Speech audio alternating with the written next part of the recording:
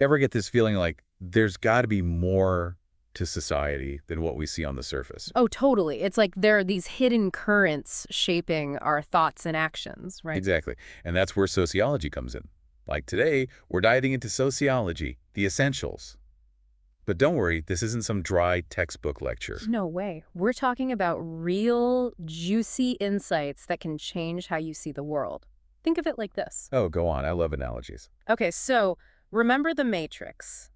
It's like that, but instead of kung fu, it's social structures and cultural norms. I like it. So we're all living in the matrix, but sociology gives us the red pill. Exactly. And one of the first things it reveals is this idea of the sociological perspective. Right, which basically means, It means our individual lives, they're not just shaped by our own choices, but by the entire social context we're swimming in. okay, that makes sense.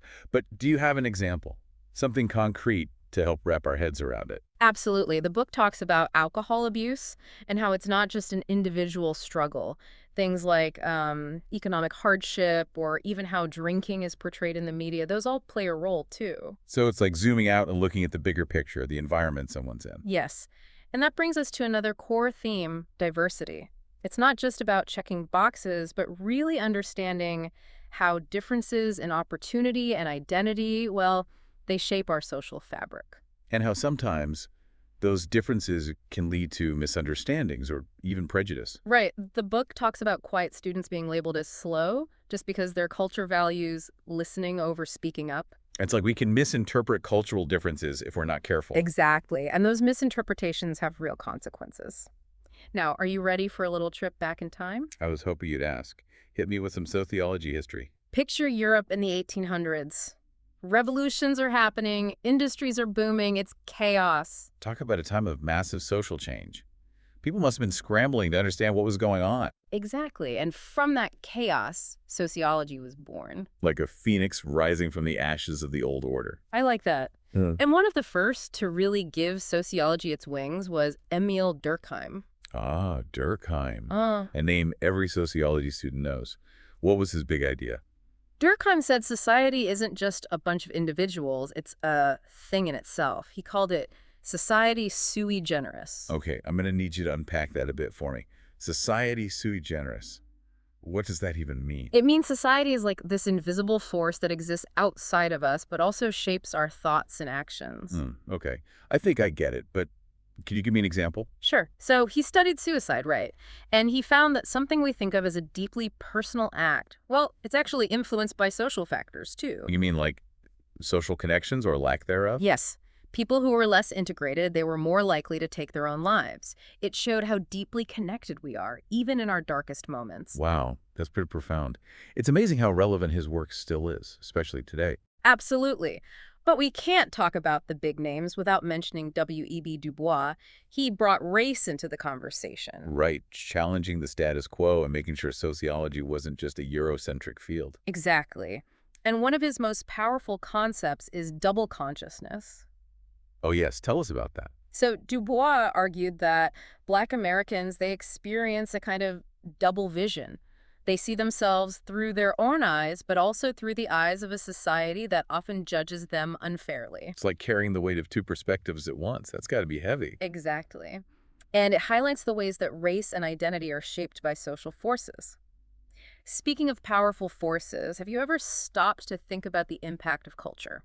Oh gosh, where do we even begin? Culture is such a huge topic. Right. It's the air we breathe, the unspoken rules we follow, everything. I always think about that feeling you get when you travel to a new place. Yes. And you're like, wait, people don't do things this way here. Totally. It's like you're suddenly aware of all these unwritten rules you didn't even know you were following. And within those cultures, you have all these fascinating subcultures, each with their own unique vibe. Yeah, like gamers, foodies, podcast enthusiasts. Exactly. Each with their own language, rituals, even dress codes. It's all about belonging and shared identity. And sometimes those subcultures can challenge the mainstream, push boundaries. Absolutely.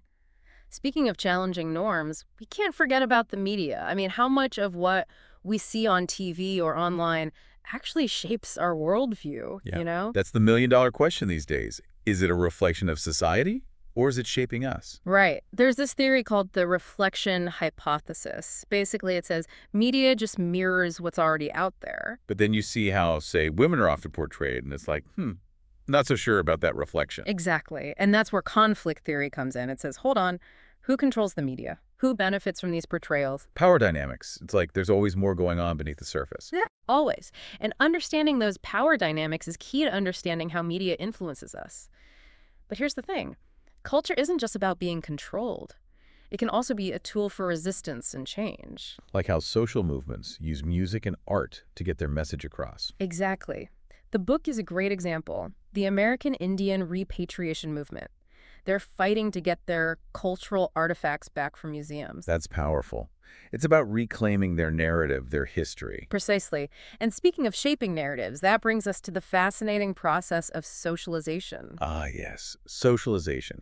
How we go from helpless babies to, well, functioning members of society. And it all starts from the moment we're born, with family, caregivers, our environment. It all plays a role. It's like downloading the social software we need to operate in the world, right? That's a great way to put it. And a big part of that download is something called the looking glass self. Okay, the looking glass self. Break that down for me. So imagine you're looking in a mirror. You get a sense of yourself based on your reflection, right? Sure, but how's that relate to society? Well, in a way, society is like that mirror. We develop our sense of self based on how we think others see us. So if people tell me I'm funny, I start to see myself as a funny person. Exactly. It's about internalizing those perceptions, those messages we receive from others. Wow, that's powerful stuff. It makes you realize how much our self-image is shaped by our social interactions. It really does. And one area that this plays out in a big way is in gender socialization. Oh yeah, that whole nature versus nurture debate. How much of our gender is biology and how much is society? It's a complex question, but sociology focuses on the social construction of gender, those expectations we place on people based on whether they're male or female. Right, it's like even from a young age, boys and girls are often treated differently, given different toys, encouraged to pursue different activities. Exactly.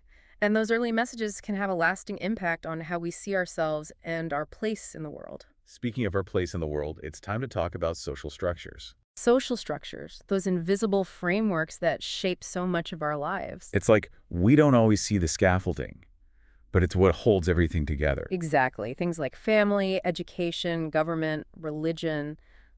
These are the pillars of social structure. And these institutions, they're not static, are they? They're constantly evolving, right? You got it. They're constantly adapting to social change, which is a whole other fascinating topic. It's like a dance between individuals and institutions, each shaping the other.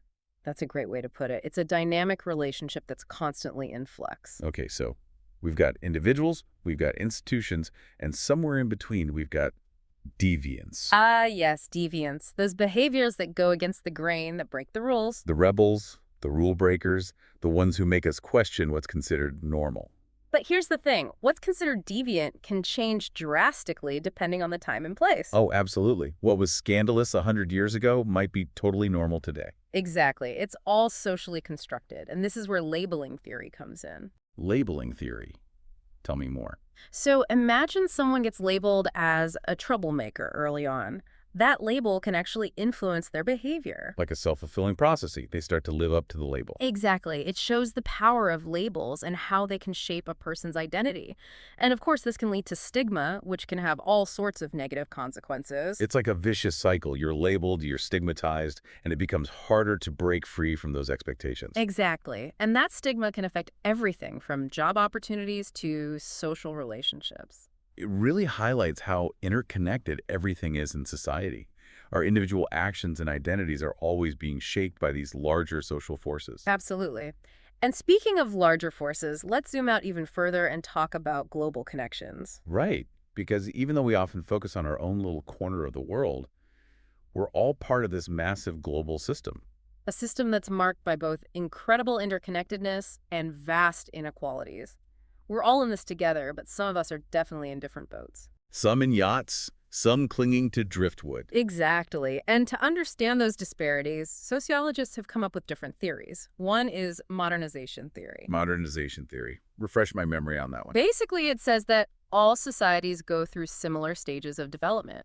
Those that embrace modern technology, education, and institutions, they'll eventually catch up to the more developed nations. Okay, so it's like a ladder of progress with some countries further up than others. That's the gist of it. But of course, no theory is without its critics, and that's where dependency theory comes in. Ah, yes, dependency theory. Always ready to challenge the status quo. What's its take?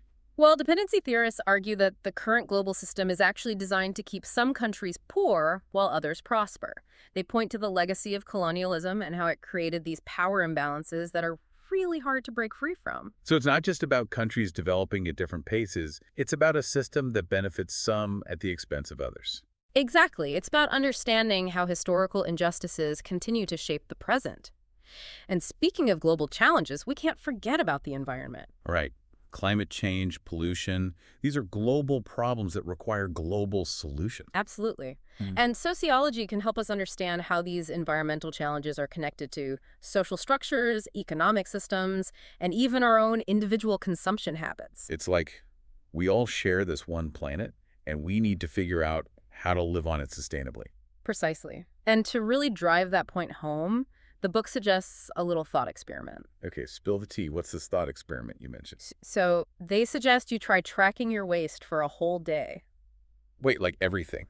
Everything, every little scrap of paper, plastic wrapper, you name it. Oh, wow. I can already tell that would be eye-opening. You'd probably be swimming in garbage by the end of the day. Right. It makes you realize how much we consume and discard without even thinking about it. It definitely puts things in perspective. So we've covered a lot of ground here, from individual choices to global issues. What are some key takeaways you hope our listeners are really grasping? Well, I think the biggest one is that our lives are shaped by so much more than just our own decisions. There are these invisible forces at play, social structures, cultural norms that influence everything we do.